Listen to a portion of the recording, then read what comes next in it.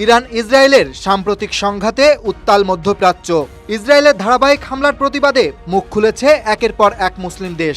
বসে নেই মধ্যপ্রাচ্য ও এশিয়ার পরমাণু শক্তিধর দেশগুলোও। কেউ সরাসরি ইরানের পক্ষে অবস্থান নিয়েছে, কেউ আবার তীব্র নিন্দা জানিয়েছে তেল আবিবের আগ্রাসনের।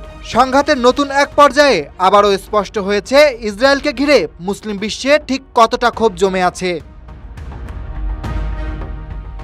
ইসরায়েলের সাম্প্রতিক বিমান হামলায় বিপর্যস্ত ইরান। দেশটির রাজধানী থেকে সীমান্তবর্তী অঞ্চল পর্যন্ত ছড়িয়ে পড়েছে ধ্বংসযজ্ঞ।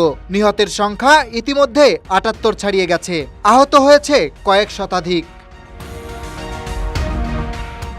এই হামলার পর একের পর এক ক্ষোভে ফেটে পড়েছে মধ্যপ্রাচ্যের মুসলিম রাষ্ট্রগুলো। হামলা শুরুর কয়েক ঘন্টার মধ্যেই লেবাননের হিজবুল্লাহ ঘোষণা দেয় তারা ইরানের পাশে আছে, প্রয়োজনে সম্মুখ যুদ্ধে অংশ নেবে।